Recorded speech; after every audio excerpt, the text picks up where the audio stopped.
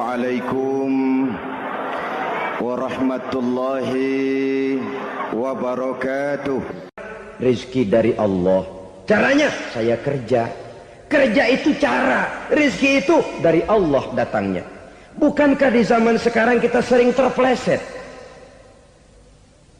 Ini merupakan cerminan dari rapuhnya akhlak kita kepada Allah Subhanahu wa ta'ala. Karena usaha saya memang, karena saya peras keringat banting tulang, tentu. Tapi sadarkah kita bahwa sepanjang yang bisa kita lakukan cuma berusaha, peras keringat banting tulang, pergi pagi pulang sore. Tapi bisakah kita memastikan hasil usaha kita? Apalagi yang paling dekat, misalnya saja yang sungguh-sungguh di luar jangkauan kemampuan kita. Soal rizki, soal jodoh, soal maut. Kitakah yang mengatur? Kitakah yang menentukan? Subhanallah. Manusia sungguh tidak berdaya menghadapi 3 hal paling pokok ini. Rezeki, kita cuma bekerja. Kitakah yang menentukan? Tidak. Kita berusaha saja, rezeki belum pasti dapat. Apalagi kalau kita tidak berusaha. Jangan terjebak dalam fatalisme. Belum perang udah nyerah. Emang dasar rezeki datangnya dari Tuhan, gak usah kerja. Dan ntar juga kalau dia datang. Dari mana datangnya? Kerja saja belum tentu dapat rezeki, apalagi kalau tidak kerja. Yang jelas usaha perlu kepastian, itu urusan Allah. Ini akhlak kepada Allah Subhanahu wa ta'ala. Jodoh juga begitu. Kita berusaha, kita berupaya, Allah menghendaki lain jadinya. Maut juga begitu. Siapa sih yang pengen ngadepi maut? Siapa sih yang pengen mati? Siapa sih yang pengen ketemu malaikat Israel? Tidak seorang pun kalau ditanya, kecuali mereka yang putus asa ya. Kalau otaknya masih normal, mau mati mesti belakangan dulu udah dikit. Tapi yang satu itu saudara, kalau dia sudah datang, tenaga mana yang bisa menolak? Kalau dia sudah berkunjung, kekuatan mana yang bisa menghindar? Kalau dia sudah ingin bertemu, kemana kita bisa melarikan diri? Manusia sepanjang yang dia lakukan hanya berusaha. Tapi kepastian, ketentuan dari Allah Subhanahu wa ta'ala. Orang yang kufur nikmat, nutupin Allah. Dia merasa rezekinya adalah mutlak peras keringatnya. Seolah-olah Allah nggak punya peranan apa-apa di situ. Oh, ini kan saya bisa rumah begini karena saya kerja keras. Oh, ini mobil saya begini, saya kerja keras. Peras keringat, banting tulang, keras.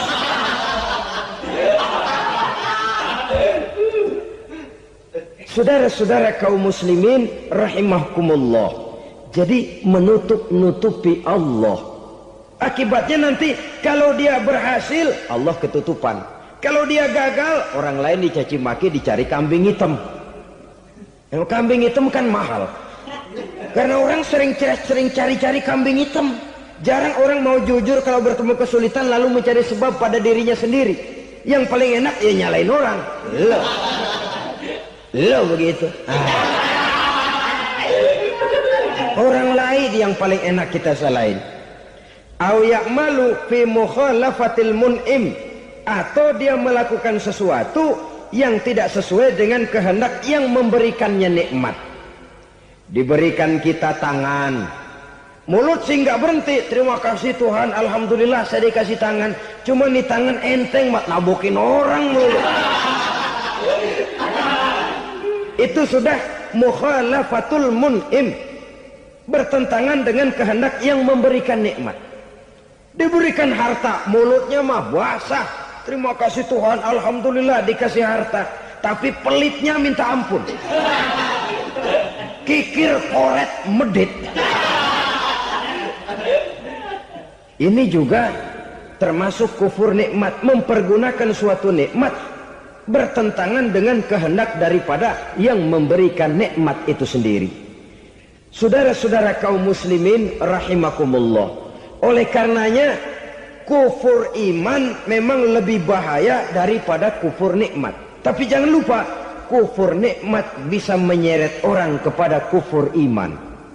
Dan kalau Allah udah dialingin, Tuhan sudah dinomor duain, lama-lama kenapa dia tidak mendewakan dirinya sendiri, mendewakan pangkatnya, mendewa-dewakan otaknya, mendewa-dewakan kemampuannya? Pada awalnya dia memang cuma kufur nikmat, tapi lambat laun kalau ini tidak diobati, secara pasti orang akan mengarah kepada kufur iman.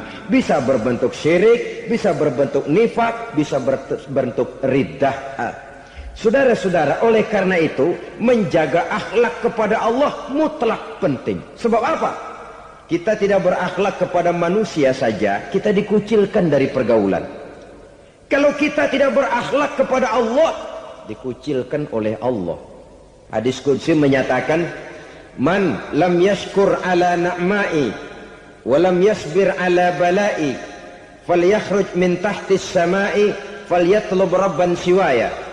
Kata Allah, siapa orang yang tidak mau bersyukur terhadap nikmat yang aku berikan kepadanya dan tidak mau sabar terhadap ujian yang aku berikan kepadanya, falyakhruj min tahtis sama'i, persilahkan saja keluar dari kolong langitku, waliyatlub rabban siwaya, tolong cari Tuhan lain selain daripada aku. Murka Allah, diusir, cuman gak kedengeran aja. Siapa yang tidak mau syukur terhadap nikmatku, siapa yang tidak mau sabar terhadap ujian yang aku berikan kepadanya, persilahkan keluar dari kolong langitku ini, cari Tuhan lain selain aku. Dan langit Tuhan yang punya, Tuhan kita lawan, diusir dari kolong langit, mau pindah ke kolong mana?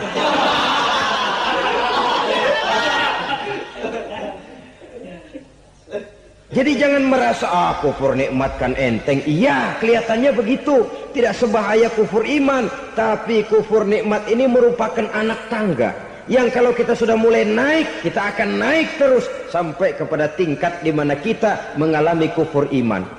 Kalau sudah ke sana, maka akhlak kita kepada Allah terkenalah erosi, terkena polusi, hancur akhlak kepada Allah. Dan itulah sumber kesengsaraan abadi. Kalau cuma kita tidak berakhlak kepada manusia, barangkali resikonya cuma kehidupan di dunia ini. Mungkin juga ada kehidupan akhirat. Tapi kalau sudah tidak berakhlak kepada Allah, dunia akhirat kita rugi dan celaka. Maka pada kesempatan ini saya mengajak, marilah jaga baik-baik akhlak kita kepada Allah. Satu kali kita bertauhid, sampai mati kita bertauhid. Satu kali la ilaha illallah, jangan tergelincir lagi kita keluar daripada kalimat itu. Satu kali kita bertuhankan Allah, jangan bertuhan yang lain selain daripada Allah. Jangan sekutukan Allah, jangan samakan Allah dengan sesuatu, jangan mengangkat yang lain sama agungnya dengan Allah. Sebab dengan demikian kita seolah-olah sudah mengotori akhlak kita kepada Allah Subhanahu wa ta'ala. Ini berat, saudara-saudara. Ini tidak ringan.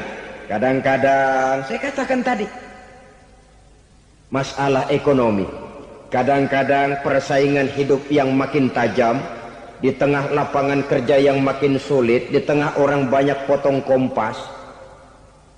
Kalau berpatokan kepada nilai tauhid, la ilaha illallah, tidak ada Tuhan selain Allah, maka saya tidak akan takut kecuali hanya kepada Allah. Saya tidak akan menggantungkan hidup kecuali hanya kepada Allah. Saya tidak akan minta rezeki kecuali hanya kepada Allah.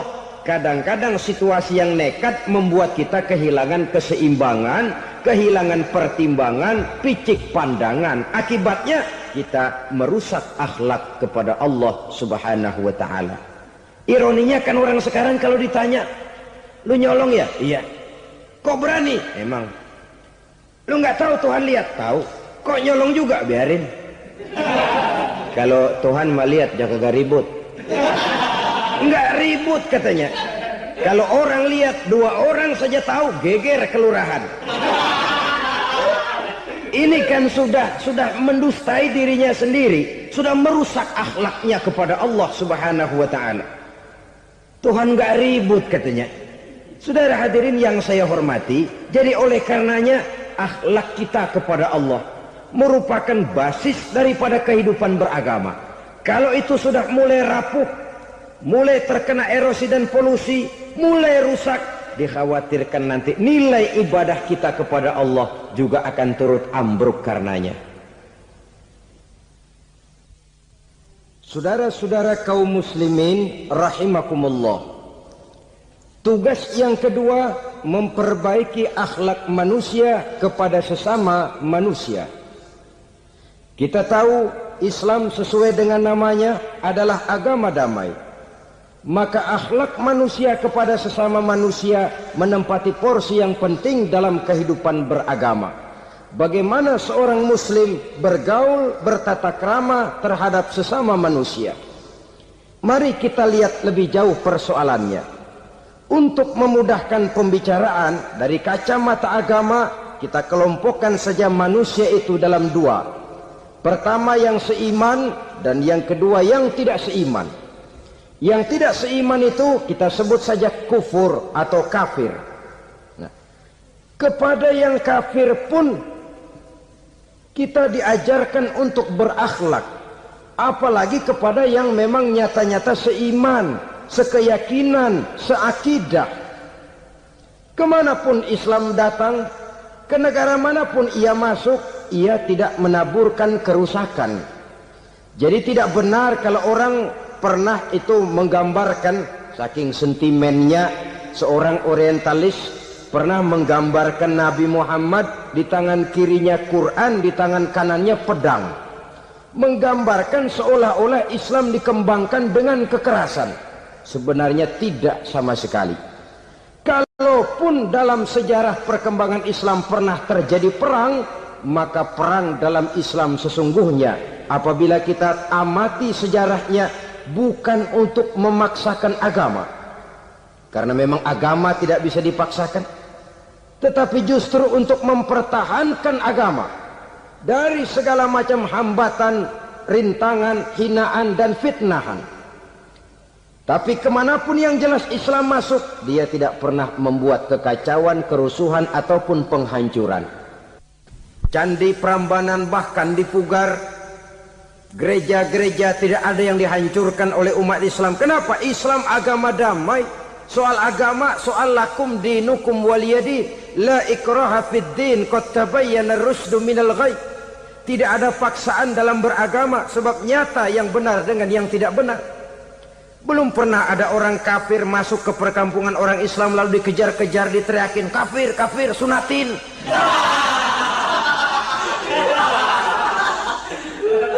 Belum pernah. Kenapa? Islam menghormati orang lain agama. Nah, yang kafir ini macam-macam, saudara. Ada kafir harbi. Nah, ini kafir kerok. Ini kafir yang nyata-nyata memproklamirkan permusuhan kepada umat Islam. Nyata-nyata mengganggu ketenangan umat Islam. Kafir yang seperti ini yang boleh diperangi. Misalnya kita mau sembahyang Jumat dijagain, nggak boleh sembahyang Jumat, getok palanya. Kafir harbi artinya tantangan perang datang dari mereka, bukan kita yang mulai, mereka yang buka front. Prinsipnya umat Islam tidak boleh mencari-cari musuh, tapi pun tidak boleh lari kalau ketemu musuh. Musuh jangan dicari, ketemu jangan lari. Karena itu kesan seolah-olah umat Islam ini teroris, umat Islam ini destroyer, umat Islam ini sering menimbulkan keonaran, kerusakan. Sungguh satu fitnahan yang sangat keji. Umat Islam adalah umat yang cinta damai. Islam di masa perkembangannya masuki Eropa melalui Selat Gibraltar, Jabal Tariq, memasuki Spanyol. Islam tidak pernah meruntuhkan gereja. Islam tidak pernah membunuh orang-orang Nasrani. Bahkan Islam mewariskan peradaban dan kebudayaan yang begitu tinggi nilainya di bidang ilmu pengetahuan. Sampai ketika itu Barat banyak mengkaji ilmu pengetahuan dari dunia Islam. Buku-buku berbahasa Arab diterjemahkan ke bahasa Yunani, dipelajari oleh para cendekiawan di negeri Barat sana. Mereka mengambil manfaat yang banyak dari masuknya Islam ke Eropa. Sementara gereja tetap berdiri dengan megahnya, kuil-kuil tempat peribadatan tidak satupun yang diusik-usik. Kenapa? Islam agama yang cinta damai. Asal dia tidak diganggu, asal kehormatannya tidak dihinakan. Jadi kafir harbi, kafir yang nyata-nyata nantang perang, ngajak berkelahi, itu kafir yang nyari penyakit. Kafir harbi ini boleh diperangi dengan catatan mereka yang memang mulai. Yang kedua, kafir zimmi. Kafir zimmi, kafir yang hidup di tengah mayoritas muslim, tapi mereka mau hidup dengan aman, damai, tenang. Mereka wajib dilindungi. Bahkan Nabi pernah memberikan satu jaminan, man aza zimmiyan faqad azani. Siapa yang mengganggu orang kafir zimmi sama saja dengan mengganggu saya. Kehormatannya dijaga, harta bendanya dilindungi, anak istrinya pun dilindungi. Dan ini jadi kenyataan. Saudara bisa lihat di negara-negara yang mayoritas penduduknya beragama Islam, orang-orang kafir di luar Islam hidup dengan tenang, aman, damai. Di Saudi Arabia, di luar tanah haram, di luar Mekah dan Madinah, banyak orang-orang kafir mencari nafkah. Mereka tenang, aman, dilindungi undang-undang. Begitu di Mesir, begitu di negara Indonesia yang berdasarkan Pancasila ini. Kehidupan beragama menimbulkan gairah, rukun, tenang, aman, damai, sepanjang tidak saling ganggu, tidak saling usik, menghargai orang yang sudah beragama, tidak menjadikan penganut suatu agama sebagai sasaran dari dakwah agama lainnya. Saudara-saudara kaum muslimin rahimakumullah. Jadi memang oleh Al-Quran kita dianjurkan asyidda 'alal kuffar ruhama bainahum. Tegas kepada orang kafir, kasih sayang kepada sesama muslim. Tapi tegas bukanlah berarti marah-marahan, bukan berarti musuh-musuhan, bukan ngajaki perang. Tegas dalam arti punya garis tentang kehidupan beragama, lakum dinukum waliyadin. Soal kehidupan sosial, mari kerjasama. Bangun jalan, ayo rame-rame. Siskamling, mari bebarengan. Bikin puskesmas, mari sama-sama. Tapi kalau sudah soal agama, itu tidak perlu ada toleransi agama. Yang perlu toleransi antar umat beragama. Kalau umatnya mau kerjasama silakan, tapi tidak menyangkut soal ibadah. Jangan kerjasama di bidang ibadah. Itu kerjasama yang salah pasang, saudara-saudara. Sehingga dengan demikian toleransi adalah menyangkut kehidupan antar umat beragama. Sedangkan agama sendiri punya kapling yang nyata. Sehingga dengan demikian tegas kepada orang kafir dalam arti kita punya satu kepribadian. Tidak ngambang. Enggak, lalu kalau ditanya orang, sebenarnya agama lu apa sih? Gua mah gimana musimnya aja. Agama pakai musim kayak rambutan. Akhirnya ya begitu, musim-musiman. Ke masjid kelihatan, ke gereja hayo, ke candi nongol, ke apa? Bingung malaikat bagaimana nyatetnya nih bocah ini. Di mana aja ada. Kita punya satu kepribadian. Saya muslim dan garis saya ini, lakum dinukum waliyadin. Bagi Tuhan persilakan agama Tuhan, bagi kami agama kami. Kami hormati Tuhan, Tuhan hormat kepada kami. Tapi soal agama, kaplingnya jelas. Kerjasama, mari urusan muamalah, bidang sosial. Yuk kita siskamling sama-sama dengan orang lain agama. Mari jaga kerukunan, kesatuan, persatuan, kekompakan. Perbaiki jalan yang rusak, mari sama-sama. Mendandani jembatan yang runtuh, mari sama-sama. Tapi sembahyang, kaplingnya lain-lain. Sebab Nabi juga dulu pernah ditawarkan begitu loh sama kafir jahiliyah dulu, Quraisy itu. Sudah Muhammad, sekarang begini saja, kita join aja daripada marah-marahan. Hari ini saya oke menyembah Tuhanmu Allah, besok gantian kamu menyembah Tuhan kita Latta, Uzza, Manat dan Hubal. Turun, qul ya ayyuhal kafirun la a'budu ma ta'budun. Soal ibadah kaplingnya jelas, tidak boleh dicampur adukkan. Sebab kalau tidak, kita akan mulai kehilangan identitas diri. Dan disitulah krisis kehidupan keyakinan beragama dimulai, dari krisis identitas. Hujan gede kan mulainya gerimis dulu. Di mana-mana ya gerimis dulu. Gerimis makin lama makin gede. Kita akan mulai dengan kehilangan identitas diri. Dari sana nanti kita malu mengakui keislaman kita. Kalau orang Islam malu mengakui keislamannya, ini kan ironi, menyedihkan. Ngakui Islamnya saja malu, menonjolkan keislamannya malu. Tidak ada rasa bangga beragama. Padahal ini modal dasar. Hanyalah dengan rasa bangga beragama kita lalu konsekuen. Bangga yang tidak konsekuen, wah pokoknya kan gua kan Islam, agama yang paling benar. Tapi hidupnya sendiri jauh dari tuntunan Islam. Itu bangga yang tidak beralasan, bangga yang tidak perlu dibanggakan sebenarnya. Kebanggaan yang membuat kita konsekuen dan dekat dengan kehidupan beragama. Rizki dari Allah. Caranya saya kerja. Kerja itu cara, rizki itu dari Allah datangnya.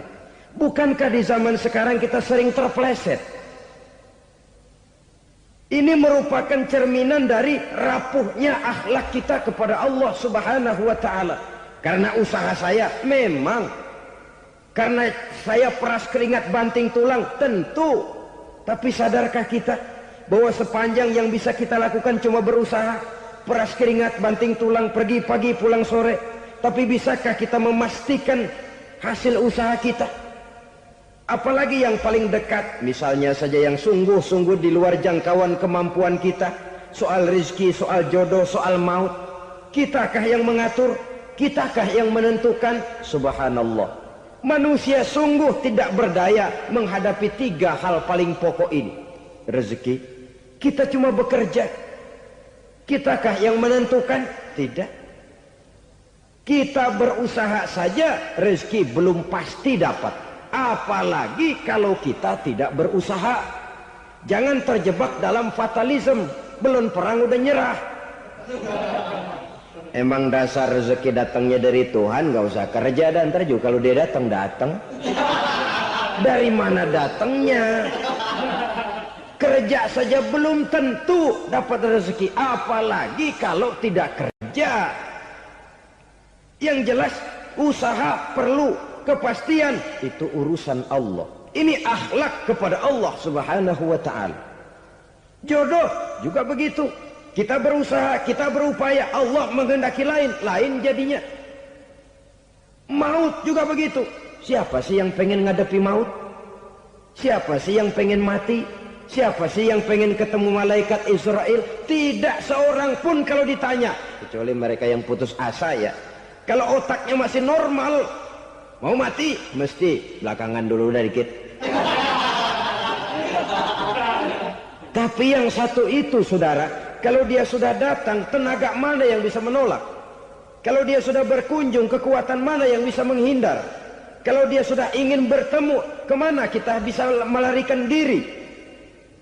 Manusia sepanjang yang dia lakukan hanya berusaha. Tapi kepastian, ketentuan dari Allah Subhanahu wa ta'ala. Orang yang kufur nikmat, nutupin Allah. Dia merasa rezekinya adalah mutlak peras keringatnya. Seolah-olah Allah nggak punya peranan apa-apa di situ.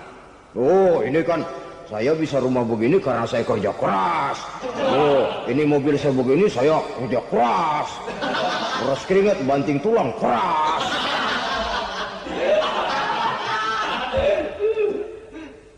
Saudara-saudara kaum muslimin rahimahkumullah.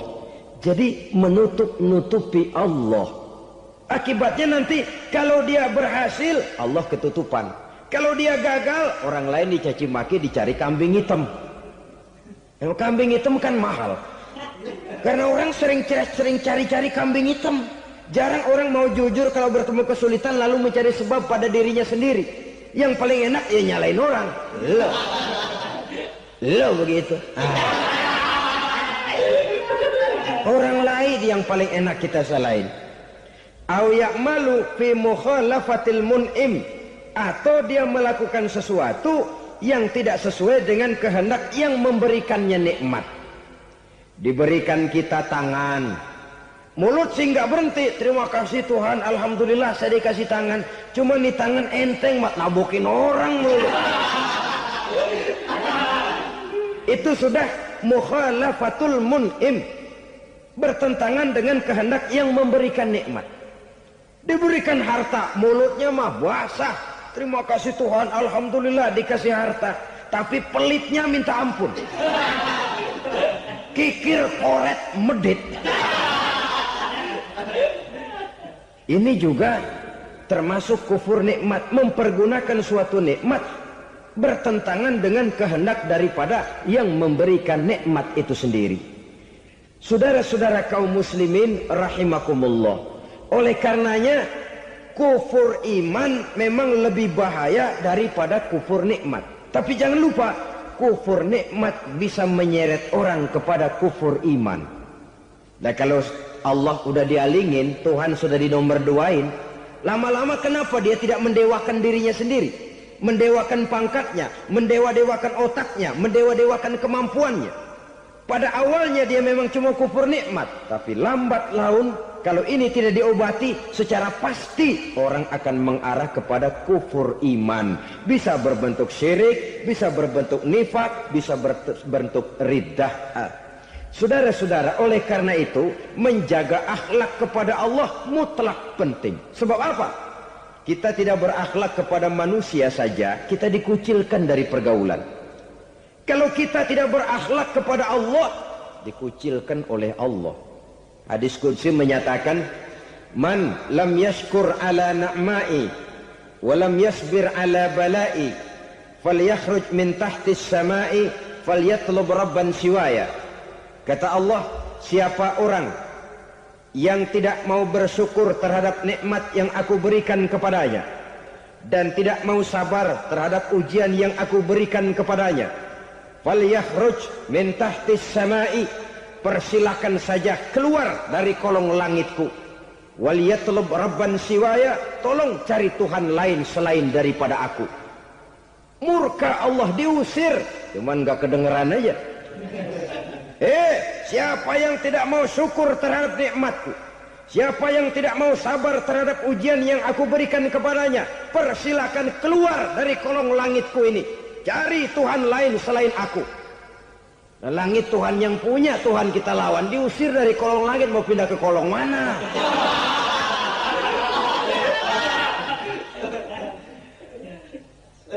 Jadi jangan merasa kufur nikmat kan enteng. Iya, kelihatannya begitu, tidak sebahaya kufur iman. Tapi kufur nikmat ini merupakan anak tangga yang kalau kita sudah mulai naik, kita akan naik terus sampai kepada tingkat di mana kita mengalami kufur iman.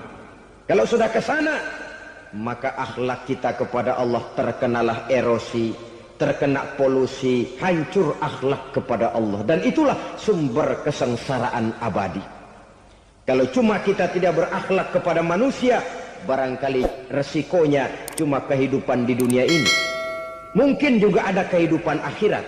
Tapi kalau sudah tidak berakhlak kepada Allah, dunia akhirat kita rugi dan celaka. Maka pada kesempatan ini saya mengajak, marilah jaga baik-baik akhlak kita kepada Allah. Satu kali kita bertauhid, sampai mati kita bertauhid.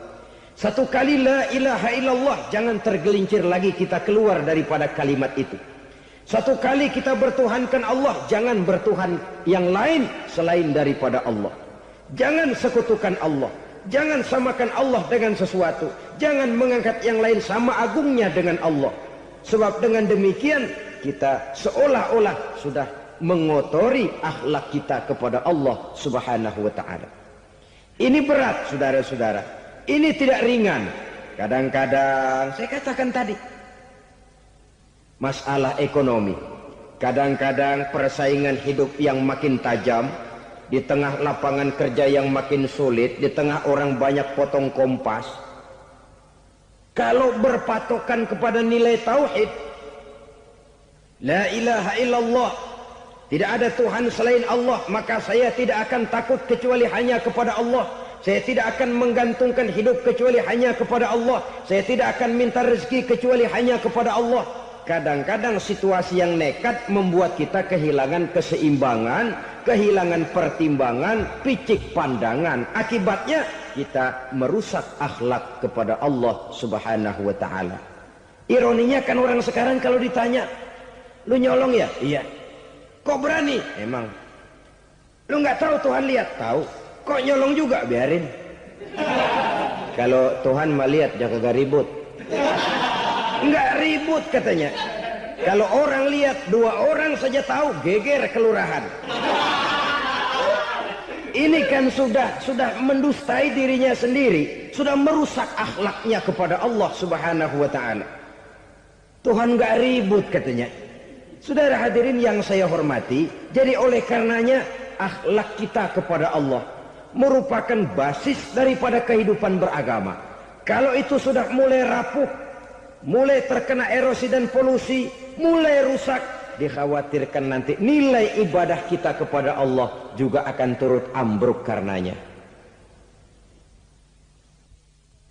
Saudara-saudara kaum muslimin rahimakumullah, tugas yang kedua memperbaiki akhlak manusia kepada sesama manusia. Kita tahu Islam sesuai dengan namanya adalah agama damai. Maka akhlak manusia kepada sesama manusia menempati porsi yang penting dalam kehidupan beragama. Bagaimana seorang muslim bergaul, bertata krama terhadap sesama manusia. Mari kita lihat lebih jauh persoalannya. Untuk memudahkan pembicaraan dari kacamata agama, kita kelompokkan saja manusia itu dalam 2. Pertama yang seiman dan yang kedua yang tidak seiman. Yang tidak seiman itu kita sebut saja kufur atau kafir. Nah, kepada yang kafir pun kita diajarkan untuk berakhlak. Apalagi kepada yang memang nyata-nyata seiman, sekeyakinan, seakidah. Kemanapun Islam datang, ke negara manapun ia masuk, ia tidak menaburkan kerusakan. Jadi tidak benar kalau orang pernah itu menggambarkan, saking sentimennya seorang orientalis pernah menggambarkan Nabi Muhammad di tangan kirinya Quran, di tangan kanannya pedang. Menggambarkan seolah-olah Islam dikembangkan dengan kekerasan. Sebenarnya tidak sama sekali. Kalaupun dalam sejarah perkembangan Islam pernah terjadi perang, maka perang dalam Islam sesungguhnya apabila kita amati sejarahnya bukan untuk memaksakan agama, karena memang agama tidak bisa dipaksakan, tetapi justru untuk mempertahankan agama dari segala macam hambatan, rintangan, hinaan dan fitnahan. Tapi kemanapun yang jelas Islam masuk, dia tidak pernah membuat kekacauan, kerusuhan ataupun penghancuran. Candi Prambanan bahkan dipugar, gereja-gereja tidak ada yang dihancurkan oleh umat Islam. Kenapa? Islam agama damai. Soal agama, soal lakum dinukum waliyadin, la ikraha fid din, qad tabayyana ar-rusdu minal ghayy. Tidak ada paksaan dalam beragama, sebab nyata yang benar dengan yang tidak benar. Belum pernah ada orang kafir masuk ke perkampungan orang Islam lalu dikejar-kejar, diteriakin kafir, kafir, sunatin.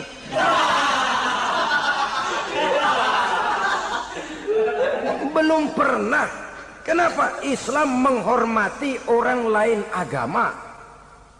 Nah, yang kafir ini macam-macam saudara. Ada kafir harbi. Nah, ini kafir kerok. Ini kafir yang nyata-nyata memproklamirkan permusuhan kepada umat Islam. Nyata-nyata mengganggu ketenangan umat Islam. Kafir yang seperti ini yang boleh diperangi. Misalnya kita mau sembahyang Jumat dijagain, nggak boleh sembahyang Jumat, getok palanya. Kafir harbi artinya tantangan perang datang dari mereka, bukan kita yang mulai, mereka yang buka front. Prinsipnya umat Islam tidak boleh mencari-cari musuh, tapi pun tidak boleh lari kalau ketemu musuh. Musuh jangan dicari, ketemu jangan lari.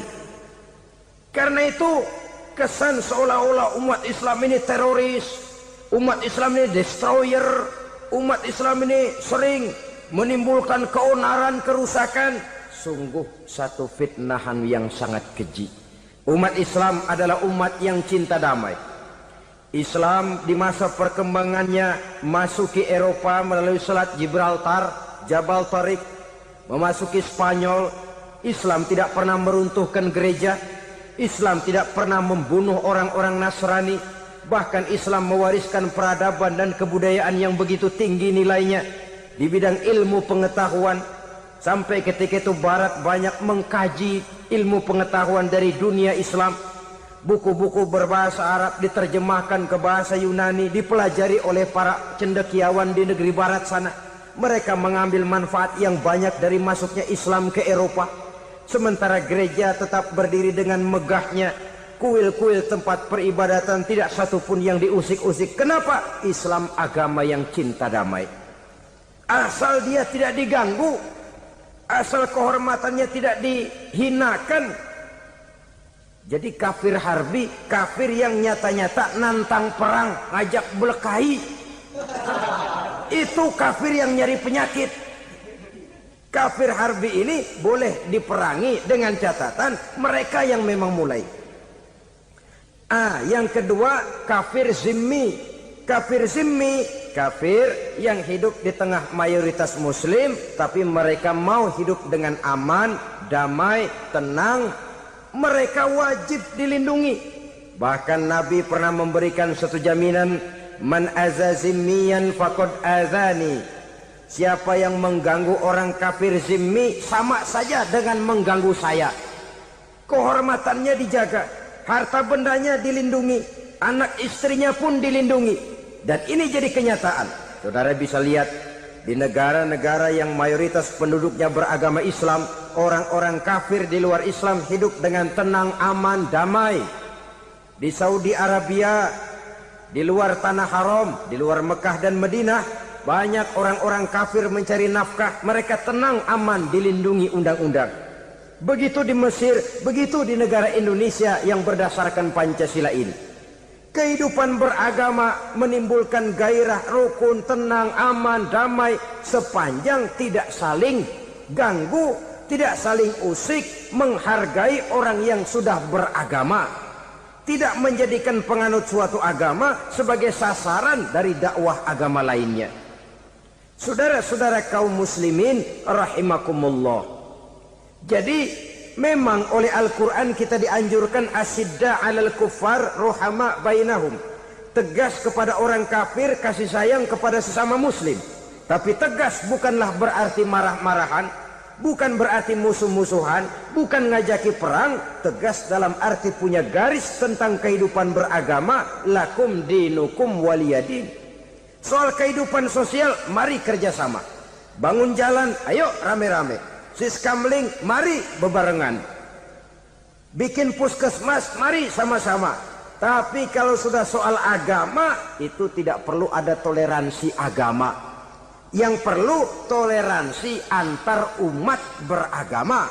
Kalau umatnya mau kerjasama silakan, tapi tidak menyangkut soal ibadah. Jangan kerjasama di bidang ibadah. Itu kerjasama yang salah pasang, saudara-saudara. Sehingga dengan demikian toleransi adalah menyangkut kehidupan antar umat beragama. Sedangkan agama sendiri punya coupling yang nyata. Sehingga dengan demikian tegas kepada orang kafir dalam arti kita punya satu kepribadian. Tidak ngambang. Nggak, lalu kalau ditanya orang, sebenarnya agama lu apa sih? Gua mah gimana musimnya aja. Agama pakai musim kayak rambutan. Akhirnya ya begitu, musim-musiman. Ke masjid kelihatan, ke gereja hayo, ke candi nongol, ke apa? Bingung malaikat bagaimana nyatetnya nih bocah ini. Di mana aja ada. Kita punya satu kepribadian. Saya muslim dan garis saya ini, lakum dinukum waliyadin. Bagi Tuhan persilakan agama Tuhan, bagi kami agama kami. Kami hormati Tuhan, Tuhan hormat kepada kami. Tapi soal agama, kaplingnya jelas. Kerjasama, mari urusan muamalah, bidang sosial. Yuk kita sistemling sama-sama dengan orang lain agama. Mari jaga kerukunan, kesatuan, persatuan, kekompakan. Perbaiki jalan yang rusak, mari sama-sama. Mendandani jembatan yang runtuh, mari sama-sama. Tapi sembahyang, kaplingnya lain-lain.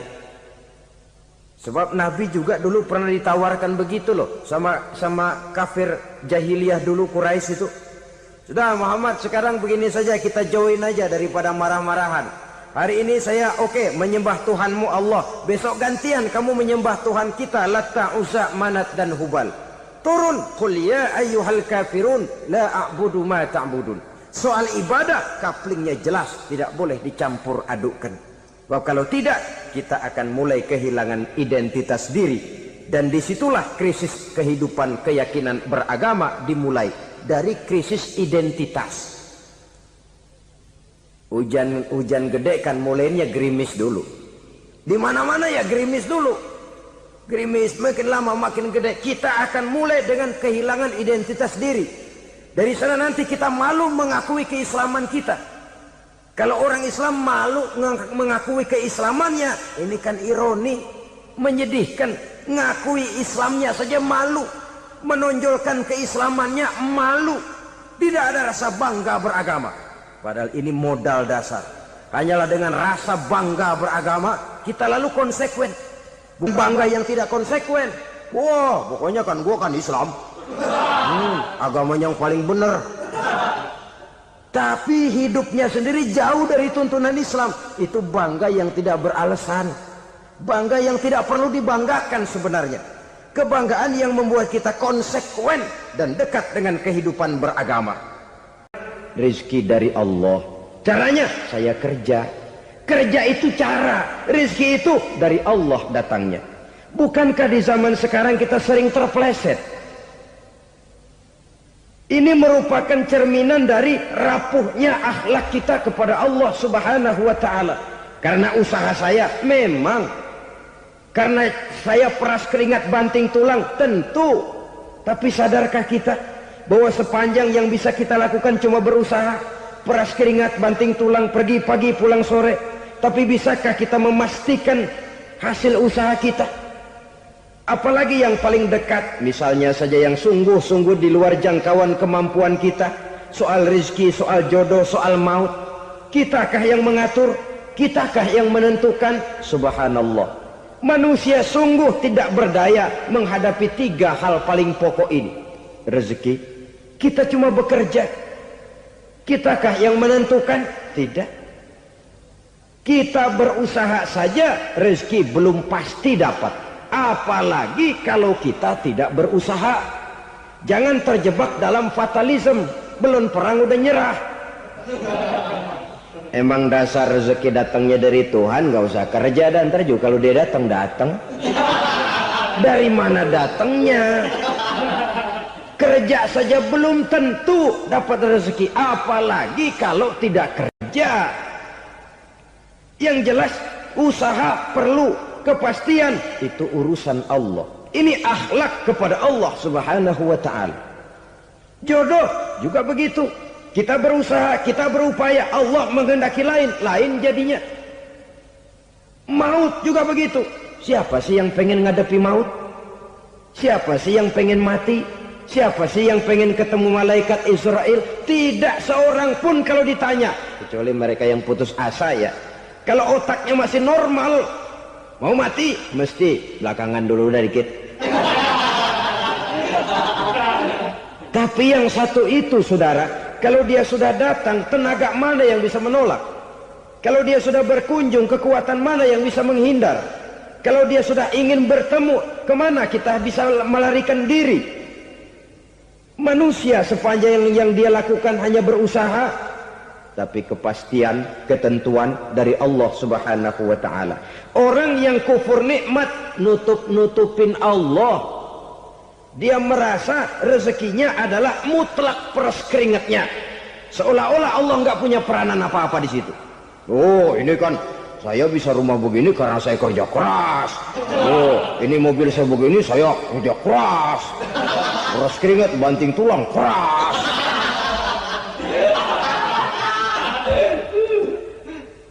Saudara-saudara kaum muslimin rahimakumullah. Jadi menutup-nutupi Allah. Akibatnya nanti kalau dia berhasil, Allah ketutupan. Kalau dia gagal, orang lain dicaci maki, dicari kambing hitam. Yang kambing hitam kan mahal. Karena orang sering cari-cari kambing hitam. Jarang orang mau jujur kalau bertemu kesulitan lalu mencari sebab pada dirinya sendiri. Yang paling enak ya nyalain orang. Lo begitu. Orang lain yang paling enak kita salahin. Au ya'malu fi mukhalafatil mun'im, atau dia melakukan sesuatu yang tidak sesuai dengan kehendak yang memberikannya nikmat.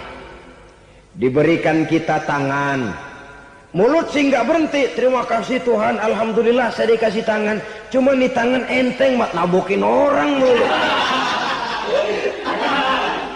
Itu sudah mukhalafatul mun'im, bertentangan dengan kehendak yang memberikan nikmat.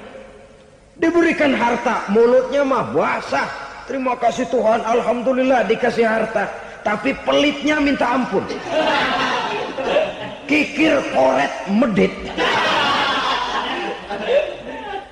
Ini juga termasuk kufur nikmat, mempergunakan suatu nikmat bertentangan dengan kehendak daripada yang memberikan nikmat itu sendiri. Saudara-saudara kaum muslimin rahimakumullah. Oleh karenanya kufur iman memang lebih bahaya daripada kufur nikmat. Tapi jangan lupa, kufur nikmat bisa menyeret orang kepada kufur iman. Nah kalau Allah udah dialingin, Tuhan sudah dinomor duain, lama-lama kenapa dia tidak mendewakan dirinya sendiri? Mendewakan pangkatnya, mendewa-dewakan otaknya, mendewa-dewakan kemampuannya. Pada awalnya dia memang cuma kufur nikmat, tapi lambat laun kalau ini tidak diobati, secara pasti orang akan mengarah kepada kufur iman. Bisa berbentuk syirik, bisa berbentuk nifak, bisa berbentuk riddah. Saudara-saudara, oleh karena itu menjaga akhlak kepada Allah mutlak penting. Sebab apa? Kita tidak berakhlak kepada manusia saja, kita dikucilkan dari pergaulan. Kalau kita tidak berakhlak kepada Allah, dikucilkan oleh Allah. Hadis qudsi menyatakan, man lam yashkur ala na'ma'i wa lam yasbir ala bala'i falyakhruj min tahtis sama'i falyatlub rabban siwaya. Kata Allah, siapa orang yang tidak mau bersyukur terhadap nikmat yang aku berikan kepadanya dan tidak mau sabar terhadap ujian yang aku berikan kepadanya, falyakhruj min tahtis sama'i, persilakan saja keluar dari kolong langitku, waliyatlub rabban siwaya, tolong cari Tuhan lain selain daripada aku. Murka Allah, diusir, cuman gak kedengeran aja. Siapa yang tidak mau syukur terhadap nikmatku, siapa yang tidak mau sabar terhadap ujian yang aku berikan kepadanya, persilakan keluar dari kolong langitku ini, cari Tuhan lain selain aku. Nah, langit Tuhan yang punya, Tuhan kita lawan, diusir dari kolong langit, mau pindah ke kolong mana?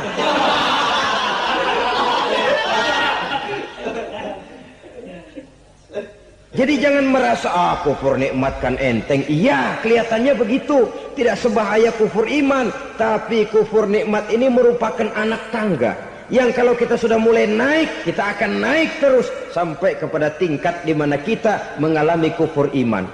Kalau sudah ke sana, maka akhlak kita kepada Allah terkenalah erosi, terkena polusi, hancur akhlak kepada Allah, dan itulah sumber kesengsaraan abadi. Kalau cuma kita tidak berakhlak kepada manusia, barangkali resikonya cuma kehidupan di dunia ini. Mungkin juga ada kehidupan akhirat. Tapi kalau sudah tidak berakhlak kepada Allah, dunia akhirat kita rugi dan celaka. Maka pada kesempatan ini saya mengajak, marilah jaga baik-baik akhlak kita kepada Allah. Satu kali kita bertauhid, sampai mati kita bertauhid. Satu kali la ilaha illallah, jangan tergelincir lagi kita keluar daripada kalimat itu. Satu kali kita bertuhankan Allah, jangan bertuhan yang lain selain daripada Allah. Jangan sekutukan Allah. Jangan samakan Allah dengan sesuatu. Jangan mengangkat yang lain sama agungnya dengan Allah. Sebab dengan demikian kita seolah-olah sudah mengotori akhlak kita kepada Allah Subhanahu wa ta'ala. Ini berat, saudara-saudara. Ini tidak ringan. Kadang-kadang saya katakan tadi, masalah ekonomi, kadang-kadang persaingan hidup yang makin tajam, di tengah lapangan kerja yang makin sulit, di tengah orang banyak potong kompas. Kalau berpatokan kepada nilai tauhid, la ilaha illallah, tidak ada Tuhan selain Allah, maka saya tidak akan takut kecuali hanya kepada Allah. Saya tidak akan menggantungkan hidup kecuali hanya kepada Allah. Saya tidak akan minta rezeki kecuali hanya kepada Allah. Kadang-kadang situasi yang nekat membuat kita kehilangan keseimbangan, kehilangan pertimbangan, picik pandangan. Akibatnya kita merusak akhlak kepada Allah Subhanahu wa ta'ala. Ironinya kan orang sekarang kalau ditanya, lu nyolong ya? Iya. Kok berani? Emang. Lu nggak tahu Tuhan lihat? Tahu. Kok nyolong juga? Biarin. Kalau Tuhan mah lihat, jangan gak ribut. Nggak ribut katanya. Kalau orang lihat, 2 orang saja tahu, geger kelurahan. Ini kan sudah mendustai dirinya sendiri, sudah merusak akhlaknya kepada Allah Subhanahu wa ta'ala. Tuhan nggak ribut katanya. Saudara hadirin yang saya hormati, jadi oleh karenanya akhlak kita kepada Allah merupakan basis daripada kehidupan beragama. Kalau itu sudah mulai rapuh, mulai terkena erosi dan polusi, mulai rusak, dikhawatirkan nanti nilai ibadah kita kepada Allah juga akan turut ambruk karenanya. Saudara-saudara kaum muslimin rahimakumullah, tugas yang kedua memperbaiki akhlak manusia kepada sesama manusia. Kita tahu Islam sesuai dengan namanya adalah agama damai. Maka akhlak manusia kepada sesama manusia menempati porsi yang penting dalam kehidupan beragama. Bagaimana seorang muslim bergaul, bertata krama terhadap sesama manusia. Mari kita lihat lebih jauh persoalannya. Untuk memudahkan pembicaraan dari kacamata agama, kita kelompokkan saja manusia itu dalam 2. Pertama yang seiman dan yang kedua yang tidak seiman. Yang tidak seiman itu kita sebut saja kufur atau kafir.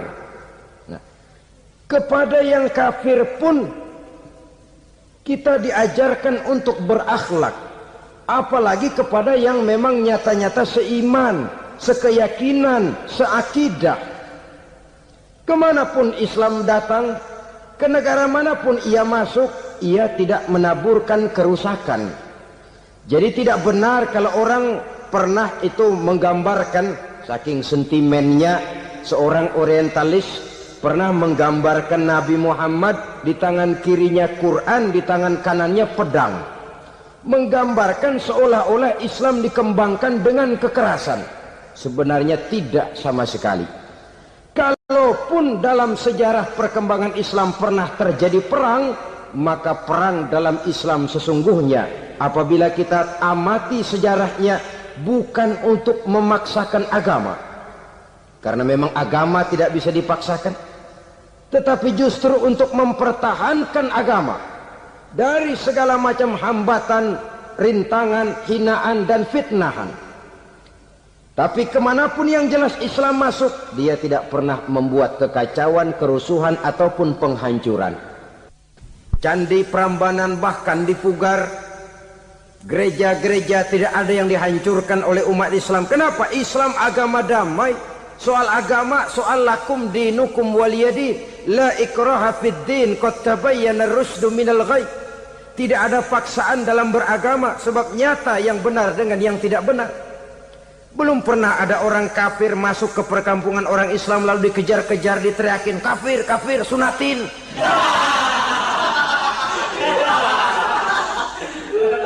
Belum pernah. Kenapa? Islam menghormati orang lain agama. Nah, yang kafir ini macam-macam saudara. Ada kafir harbi. Nah, ini kafir kerok. Ini kafir yang nyata-nyata memproklamirkan permusuhan kepada umat Islam. Nyata-nyata mengganggu ketenangan umat Islam. Kafir yang seperti ini yang boleh diperangi. Misalnya kita mau sembahyang Jumat dijagain, nggak boleh sembahyang Jumat, getok palanya. Kafir harbi artinya tantangan perang datang dari mereka, bukan kita yang mulai, mereka yang buka front. Prinsipnya umat Islam tidak boleh mencari-cari musuh, tapi pun tidak boleh lari kalau ketemu musuh. Musuh jangan dicari, ketemu jangan lari. Karena itu kesan seolah-olah umat Islam ini teroris, umat Islam ini destroyer, umat Islam ini sering menimbulkan keonaran, kerusakan. Sungguh satu fitnahan yang sangat keji. Umat Islam adalah umat yang cinta damai. Islam di masa perkembangannya masuki Eropa melalui Selat Gibraltar, Jabal Tariq, memasuki Spanyol. Islam tidak pernah meruntuhkan gereja. Islam tidak pernah membunuh orang-orang Nasrani. Bahkan Islam mewariskan peradaban dan kebudayaan yang begitu tinggi nilainya di bidang ilmu pengetahuan. Sampai ketika itu Barat banyak mengkaji ilmu pengetahuan dari dunia Islam. Buku-buku berbahasa Arab diterjemahkan ke bahasa Yunani, dipelajari oleh para cendekiawan di negeri Barat sana. Mereka mengambil manfaat yang banyak dari masuknya Islam ke Eropa. Sementara gereja tetap berdiri dengan megahnya. Kuil-kuil tempat peribadatan tidak satupun yang diusik-usik. Kenapa? Islam agama yang cinta damai. Asal dia tidak diganggu, asal kehormatannya tidak dihinakan. Jadi kafir harbi, kafir yang nyata-nyata nantang perang, ngajak berkelahi. Itu kafir yang nyari penyakit. Kafir harbi ini boleh diperangi dengan catatan mereka yang memang mulai. Yang kedua kafir zimmi. Kafir zimmi, kafir yang hidup di tengah mayoritas muslim, tapi mereka mau hidup dengan aman, damai, tenang. Mereka wajib dilindungi. Bahkan Nabi pernah memberikan satu jaminan, man aza zimmiyan faqad azani. Siapa yang mengganggu orang kafir zimmi sama saja dengan mengganggu saya. Kehormatannya dijaga, harta bendanya dilindungi, anak istrinya pun dilindungi. Dan ini jadi kenyataan. Saudara bisa lihat di negara-negara yang mayoritas penduduknya beragama Islam, orang-orang kafir di luar Islam hidup dengan tenang, aman, damai. Di Saudi Arabia, di luar tanah haram, di luar Mekah dan Madinah, banyak orang-orang kafir mencari nafkah. Mereka tenang, aman, dilindungi undang-undang. Begitu di Mesir, begitu di negara Indonesia yang berdasarkan Pancasila ini. Kehidupan beragama menimbulkan gairah, rukun, tenang, aman, damai, sepanjang tidak saling ganggu, tidak saling usik, menghargai orang yang sudah beragama, tidak menjadikan penganut suatu agama sebagai sasaran dari dakwah agama lainnya. Saudara-saudara kaum muslimin rahimakumullah. Jadi memang oleh Al-Quran kita dianjurkan asyidda 'alal kuffar ruhama bainahum. Tegas kepada orang kafir, kasih sayang kepada sesama muslim. Tapi tegas bukanlah berarti marah-marahan, bukan berarti musuh-musuhan, bukan ngajaki perang. Tegas dalam arti punya garis tentang kehidupan beragama, lakum dinukum waliyadin. Soal kehidupan sosial, mari kerjasama. Bangun jalan, ayo rame-rame. Siskamling, mari bebarengan. Bikin puskesmas, mari sama-sama. Tapi kalau sudah soal agama, itu tidak perlu ada toleransi agama. Yang perlu toleransi antar umat beragama. Kalau umatnya mau kerjasama silakan, tapi tidak menyangkut soal ibadah. Jangan kerjasama di bidang ibadah. Itu kerjasama yang salah pasang, saudara-saudara. Sehingga dengan demikian toleransi adalah menyangkut kehidupan antar umat beragama. Sedangkan agama sendiri punya coupling yang nyata. Sehingga dengan demikian tegas kepada orang kafir dalam arti kita punya satu kepribadian, tidak ngambang. Nggak lalu kalau ditanya orang, sebenarnya agama lu apa sih? Ah, gua mah gimana musimnya aja. Agama pakai musim kayak rambutan. Akhirnya ya begitu, musim-musiman. Ke masjid kelihatan, ke gereja hayo, ke candi nongol, ke apa? Bingung malaikat bagaimana nyatetnya nih bocah ini. Di mana aja ada. Kita punya satu kepribadian. Saya muslim dan garis saya ini, lakum dinukum waliyadin. Bagi Tuhan persilakan agama Tuhan, bagi kami agama kami. Kami hormati Tuhan, Tuhan hormat kepada kami. Tapi soal agama, couplingnya jelas. Kerjasama, mari urusan muamalah, bidang sosial. Yuk kita siskamling sama-sama dengan orang lain agama. Mari jaga kerukunan, kesatuan, persatuan, kekompakan. Perbaiki jalan yang rusak, mari sama-sama. Mendandani jembatan yang runtuh, mari sama-sama. Tapi sembahyang, couplingnya lain-lain. Sebab Nabi juga dulu pernah ditawarkan begitu loh sama kafir jahiliyah dulu, Quraisy itu. Sudah Muhammad, sekarang begini saja, kita join aja daripada marah-marahan. Hari ini saya oke menyembah Tuhanmu Allah, besok gantian kamu menyembah Tuhan kita Latta, Uzza, Manat dan Hubal. Turun, qul ya ayyuhal kafirun la a'budu ma ta'budun. Soal ibadah couplingnya jelas, tidak boleh dicampur adukkan. Sebab kalau tidak, kita akan mulai kehilangan identitas diri. Dan disitulah krisis kehidupan keyakinan beragama dimulai. Dari krisis identitas. Hujan gede kan mulainya gerimis dulu. Di mana-mana ya gerimis dulu. Gerimis makin lama makin gede. Kita akan mulai dengan kehilangan identitas diri. Dari sana nanti kita malu mengakui keislaman kita.